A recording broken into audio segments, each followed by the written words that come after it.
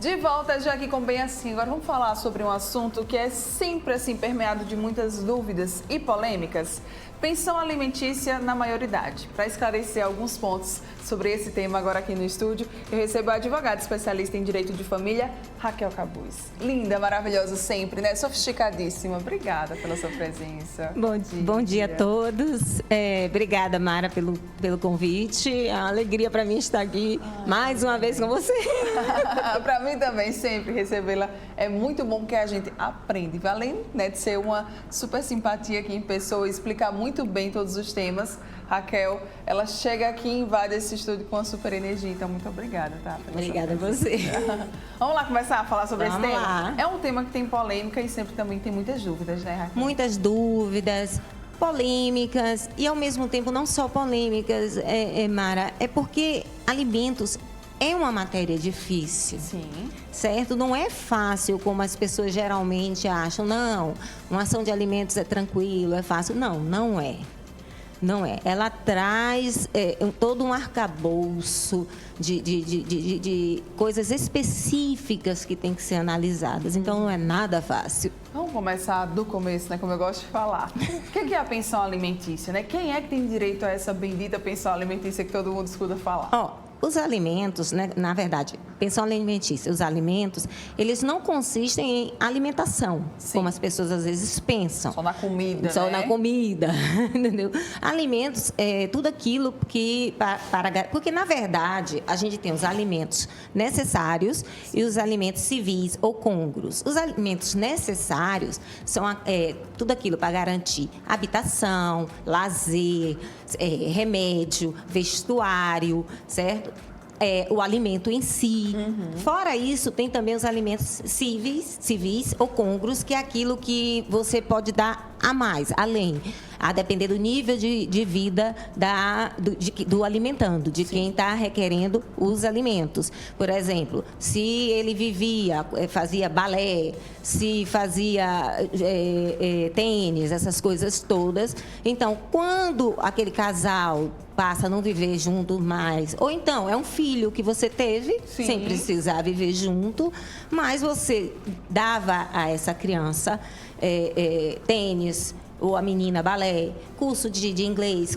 Então, geralmente, deve persistir isso quando a pessoa ingressa com ação de alimentos, porque ele pode dar voluntariamente e, de repente, parar de dar. Se ele parar de dar, então, a criança ou o adolescente, representado ou assistido pela mãe, vai ingressar requerendo esses alimentos. Sim. Mas aí a gente vai ter que analisar a situação.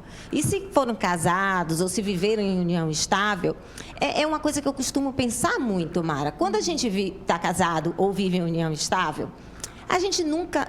só a gente que está ali, no seio familiar, o homem, a mulher, os dois homens, as duas mulheres, elas sabem como é que elas conduzem a vida financeira, sim, dela. E na hora que você termina esse relacionamento, é o que eu digo sempre há um que fica mais magoado, é o tal do luto, do rompimento. E aí a pessoa diz, não, mas era pago balé, era pago isso, eu vou querer isso tudo. Mas a gente não sabe, é por isso que eu digo, gente, vamos parar, vamos pensar, porque as pessoas envolvidas, os pais, eles sabem realmente como é que eles faziam para conseguir manter aquilo tudo ali. Uhum. E muitas vezes, por trás disso, tem muitas dívidas também, Mara. Sim. Essa é a realidade. Vamos descortinar tudo. Então, você fazia algumas dívidas para poder o quê? Manter seu filho num balé, sua filha num balé, seu filho numa natação, num curso de inglês e tudo. Mas quando há o rompimento, aí você não tem só o ativo, você também tem todo um passivo. Que todo rompimento, é o que eu costumo até dizer, quando há um rompimento de pessoas muito miseráveis, não tem o que se discutir. Quando há um rompimento de pessoas que têm muito, também não há o que discutir. Mas quando há um rompimento de pessoas da classe média, há uma quebra matemática. Sim. Não tem por onde ir. Então, deveria manter a condição social que essa criança tinha antes. Além dos alimentos necessários, que são aqueles que eu lhe disse. O alimento em si, educação, remédio, lazer. Deveria manter também os alimentos sociais. ou seja, o balé, o inglês, o francês, as viagens. Sim. Mas muitas vezes, e muitas vezes, quando chega no escritório, quando você vai observar, a pessoa diz: eu tenho todas essas dívidas também, não vou ter mais como manter isso. E é real. Era mantido ali, interna corporis, durante a convivência, eles conseguiam fazer manobras. Sim. E manter isso. Mas quando termina, aí vem tudo aquilo, né? Todas aquelas dívidas. Tona, né? E aí você tem que sanar. Então, muitas vezes, não dá para você manter o mesmo padrão de vida. Uhum. E aí agora a gente entra de fato no nosso tema, que aí eu acho que vem a polêmica, que é essa pensão alimentícia, né, os alimentos na maioridade. Passei dos 18 anos, eu tenho direito ou não? Tem direito, sim. Não pode. Muita gente, quando o filho completou, a filha completou 18 anos, começou a parar automaticamente de pagar a pensão. Sim. Aí veio o STJ, sumulou, dizendo que não poderia mais ser automaticamente. Você teria que ingressar na justiça com uma ação de exoneração de alimentos, certo? E aí, claro, garantindo a outra parte, a quem recebe os alimentos, a poder se defender, né? A ampla defesa, ao contraditório. E aí você para e pensa, Mara, comigo, como eu costumo dizer, qual é o filho que aos 18 anos tem capacidade de se manter? É muito difícil. Muito difícil. Dificílimo. Então, por isso que não cessa automaticamente. Cada caso é um caso. Por isso que eu digo que é muito difícil. Não é tão fácil como as pessoas pensam. Cada caso é um caso. Então, as pessoas vão dizer: mas o juiz julgou, a juíza julgou o caso daquele menino de 19 anos e aí ela não concedeu. Mas ali era um caso concreto. Tinha as suas nuances ela não ter concedido, o que é pouco provável, mas não concedeu. Mas no outro, que tem um menino com mesmo 19 anos, tem outras detalhes. Então, nada é igual em direito de família, nada.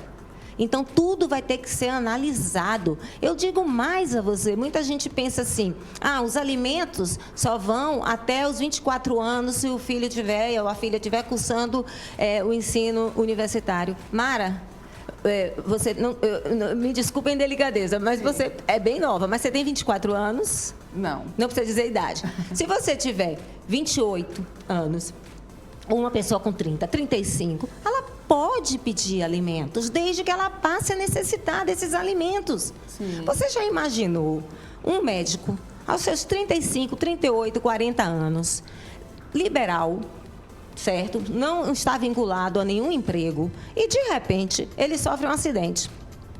E ele vai ficar temporariamente impossibilitado de trabalhar. E aí, o que ele vai fazer? Ele vai requerer alimentos. Porque a gente tem aí o trinômio: necessidade de quem pede, possibilidade de quem vai prestar e proporcionalidade. Então, é isso que eu digo. Não há limite de idade para você requerer alimentos. Você tem que provar esse trinômio: a necessidade de você estar ali pedindo, a possibilidade de quem vai prestar e a proporcionalidade. É como uma pessoa de 70 anos pode pedir a um filho de 30? Pode. Pode também. Então, não há limite de idade. Foi ótimo você esclarecer isso, que era exatamente o que eu iria perguntar, né? Se a pensão alimentícia, né, da maioridade, ela é legal e, né, em quais casos é que ela é autorizada. Então, como você falou aí, né, do trinômio que você... É o trinômio, porque antes era um binômio, necessidade e possibilidade. Mas há um bom tempo já é um trinômio, necessidade de quem pede, e você tem que provar. Eu costumo dizer isso: gente, vamos prestar atenção quando a gente for fazer uma petição inicial de alimentos, porque você vai ter, o alimentando, vai ter que provar a sua necessidade. Como é que você prova? Você tem que botar uma tabela. Muita gente só coloca a tabela. Escola tanto energia, às vezes coloca energia cheia. Se você está pedindo só para aquele filho, que pode ser menor ou maior, sim, se você está pedindo, ele está pedindo o maior ou o menor representado pela mãe, a depender da idade, representado ou assistido, se numa casa moram 5 pessoas, a energia dele é 1/5. Muitas vezes a pessoa bota cheio, o valor cheio, bota 800, 900 mil reais, não é dele toda essa energia. Então, você tem que botar essa tabelinha certinha e, paralelo a isso, o que é que tem que vir acompanhado e que não vem muitas vezes? A prova documental. Se eu estudo em tal colégio, eu vou no colégio, eu pego o boleto e comprovo que a escola custa tanto do meu filho. Se ele frequenta uma fono, eu peço a declaração de quantas vezes ele vai à fono, a necessidade dele fazer a fono também, e qual o valor que é pago mensalmente a essa fono. Então, tem que ter essa atenção. Com as provas, né? Isso. Muitos pais, você até falou isso, Raquel, que muitos pais acham que passou dos 18... não precisa mais pagar, né? A pensão alimentícia, os alimentos. Isso está totalmente equivocado, né? Totalmente equivocado. É aquilo que eu lhe disse. Dificilmente uma pessoa aos 18 anos tem capacidade de se manter, certo? Via de regra, ela vai necessitar realmente da assistência, da ajuda dos familiares, dos pais. Certo. E se o meu filho tiver um emprego? Eu fiquei sabendo que ele arrumou um emprego. E aí? Depende disso. Com esse emprego, é um subemprego ou é um emprego? É um emprego. Certo? Se ele tiver condições de se manter, certo? Porque, veja bem, é uma coisa que eu vou deixar bem clara também. Até os 18 anos, enquanto os filhos não alcançarem os 18 anos, os pais têm um dever alimentar. A presunção dessa criança, que essa criança e adolescente necessitem de alimentos. A partir do momento que o filho completa 18 anos, a maioridade civil, deixa de ser o dever alimentar decorrente do poder familiar, porque os pais perdem o poder familiar quando os filhos completam 18 anos, mas pode vir a nascer a obrigação alimentar decorrente do parentesco.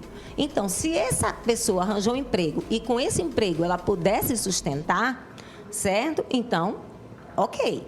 O pai, ele mesmo ingressando em juízo com a ação, o pai vai ter o direito a se defender, ou a mãe, e ao final o juiz ou a juíza vai julgar procedente ou improcedente o pedido daquele filho maior. Certo. A gente está aqui falando dos 18 anos, né? Mas aí, quando você entra lá no Google para pesquisar, vê muito assim. Pensão alimentícia, 21 anos. Pensão alimentícia, 24 anos. E aí, até onde vai? Mas você já respondeu, né? Isso. Pode ser que não tenha um limite. Eu tive um caso recente que a menina, é porque ela tem 25 anos, mas está cursando medicina. Sim. Certo? Então, se ela está cursando medicina e faltando, vamos imaginar, ela faltava acho que 3 períodos para terminar. Tem mais dos 24 anos, mas não tinha possibilidade, capacidade de prover a sua própria subsistência ainda. Então, foi julgado e foi definido que o pai continuaria a pagar a faculdade até que ela viesse a se formar. Então, passa dos 24 anos. Com certeza. Sempre vai depender de cada caso. É isso que a gente deve estar aqui conseguindo compreender. Em qual momento é válido entrar com uma ação judicial, por exemplo? A partir do momento que um pai ou uma mãe, que pode ser a mãe também, sim, deixa de dar assistência material ao filho, se o filho for menor, eu costumo chamar a atenção do pai e da mãe. Se você tem um filho menor, não vou pedir nada a ele ou a ela. Não, não é você. Não é, o direito não é seu. O direito é da criança e do adolescente. Você, no exercício do poder familiar, você tem que ingressar com essa ação. Na verdade, a criança ingressa, ou o adolescente, sim, representado ou assistido pelo pai ou pela mãe. Isso é um dever decorrente do poder familiar. Não pode ser feito assim. Certo. Uma outra dúvida também, né? A gente vê muito isso com os pais ou com as mães. Mas eu só ganho X, eu só ganho, vamos lá, um exemplo, um salário mínimo, doutora. Eu não tenho condições. Aí, muitas vezes, até outra parte alega, não, mas ele tem outras rendas por fora. Enfim, você já participou de diversas audiências, você sabe muito bem. E aí, nesses casos? Muitas vezes a gente utiliza a teoria da aparência, certo? Para poder conseguir algo. Eu já consegui, assim, utilizando a teoria da aparência. Jogou na mesa de audiência, uma cadeira de trabalho, um salário mínimo. Eu vou para todas as redes sociais dele, a pessoa esbanjando o tempo inteiro. Então, chega assim, você para e pensa assim, peraí, será que tem uma pessoa tão boa, um Papai Noel que Sim. está dando tudo a essa pessoa, vestindo uma roupa de luxo, bebendo e frequentando os melhores restaurantes. Aí você vai trabalhando com a teoria da aparência também para tentar aumentar o valor desses alimentos. E tem um percentual fixo? Não existe. Isso também é folclore. Tá vendo? Olha só. Isso é folclore. Não existe, Mara, percentual. Ah, eu tenho um filho, vai ser 10%, 15 para 1. Não existe. Tudo é o trinômio. É necessidade, possibilidade, proporcionalidade. Lembrando, quem pede alimentos, coloque a tabela, coloque a prova documental. Falar sobre isso. E aí, outro ponto também que eu tenho até colocado aqui: desconto em folha de pagamento. Sim. Se eu sou profissional liberal. Sei. Se eu tivesse que pagar alimentos a uma filha minha, seria fixado em salário mínimo, certo? E porque o salário mínimo, ele atualiza, aumenta a cada ano. Agora, se eu fosse pelo regime da CLT ou servidora pública, o ideal, o correto, é você pedir o desconto em folha de pagamento. Porque, ao final, quando é dada a decisão, antes já saem os alimentos de forma provisória e o magistrado ou a magistrada manda um ofício para a fonte pagadora daquela pessoa que já desconta e já deposita diretamente na conta da pessoa que é credora dos alimentos. Sempre é feito assim. E, ao final, se vier a diminuir o que foi fixado de forma provisória ou se vier a aumentar durante a instrução do processo, percebeu que aquela pessoa pode pagar aquilo que ele dizia que não podia e é julgado a maior, é enviado um novo ofício, de qualquer forma, é enviado sempre um novo ofício à fonte pagadora e desconto em folha de pagamento. Então, acaba aquela agonia de, não depositou no dia certo. Então, eu fico muito triste quando eu vejo assim, meu Deus, a pessoa tem um vínculo empregatício e não foi requerido na petição inicial que fosse descontado em folha de pagamento. Por quê? Evita toda essa agonia de quem é credor de alimentos, que ele não depositou hoje, dia 5, vai depositar dia 7, depositou um pedacinho, daqui a 2 dias completa o restante. Quando você tem essa possibilidade do desconto em folha de pagamento. Ok, e aí outro ponto, atrasou. Minha pensão alimentícia, doutora, atrasou, não paga 1 mês, não paga 2, não paga 3, e aí o que eu faço? Ação de execução de alimentos. Você pode entrar com execução de alimentos com pedido de prisão dos 3 últimos meses, certo?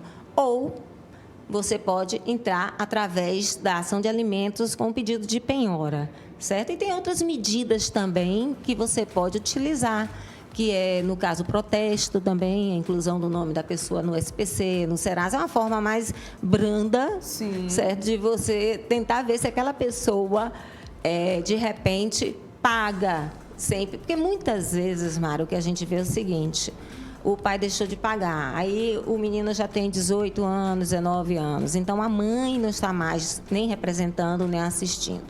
Então, na realidade, quem vai executar mesmo o pai são os filhos. Olha o constrangimento. E com pedido de prisão. Eu vejo isso demais. O filho não querendo de jeito nenhum e a mãe forçando porque ela está lá, coitada, tentando manter a vida, manter os recursos.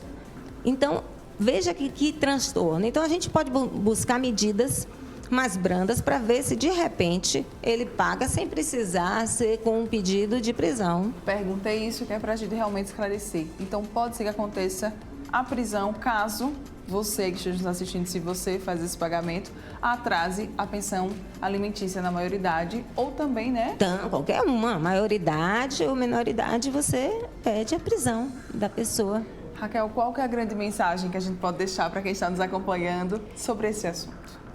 Eu queria dizer o seguinte, Mara, o pai e a mãe, os pais, as mães, eles sabem tudo que passa na vida deles. Não é um juiz, não é uma juíza. Eu costumo dizer em sala de aula até, você pode ter até esse teto de páginas online que foram colocadas pelos advogados. E um juiz e uma juíza nunca vai conseguir alcançar realmente a verdade, como vocês realmente viviam. Mas o pai, os pais, o pai, a mãe, as mães, elas sabem. As pessoas sabem. Então, para que fazer isso? Vamos tentar conversar. Claro que tem aquela mágoa, mas aí é que entra a função dos advogados, das advogadas, certo? De interferir, dizer, agora vamos olhar para as crianças ou para os adolescentes ou para o filho de 19 anos, 20 anos que está cursando a universidade, está com medo de repente, não poder pagar a mensalidade e não poder cursar mais. Vamos olhar para eles. Olhe e veja qual é a verdade mesmo, o que você realmente pode prestar de alimentos. Esqueça essa mágoa que você tem, porque as crianças sofrem, os adolescentes sofrem, os maiores também, de 19, 20, 21 anos, sofrem, e os adultos, eles podem suportar. Exato, e acho que você falou uma coisa muito certa, só a gente sabe o que é que se passa dentro da nossa casa, Sim. né? E é com essa consciência e pensando sempre no bem dos nossos filhos que a gente deve escolher o melhor, né, Raquel? Claro, isso é uma picuinha que sempre deságua nos filhos. Sempre. Isso me dá muita tristeza. Oh, Deus, eu imagino, porque realmente você lida com isso todo dia, né, Raquel? Todo dia. E você percebe, eu costumo dizer, com o tempo da advocacia, você percebe a verdade, você olha para a pessoa e você está percebendo que não é real aquilo que ela está dizendo. Mas, infelizmente, muitas vezes você não consegue comprovar. E aí, quem paga? Os filhos. Os filhos. Pois é, então fica aí essa mensagem para vocês, tá? Raquel Cabuz, muito obrigada pela sua participação. Parabéns sempre. Você é maravilhosa. Ô, Mara, eu que agradeço. Adoro ser entrevistada por você. Coisa boa. E eu adoro entrevistá-la. Um beijo grande, muito obrigada. Beijo, bom dia, obrigada. Dia. Você que está aqui ligadinho com a gente, rápido intervalo comercial, daqui a pouco eu tô de volta. Não sai daí não.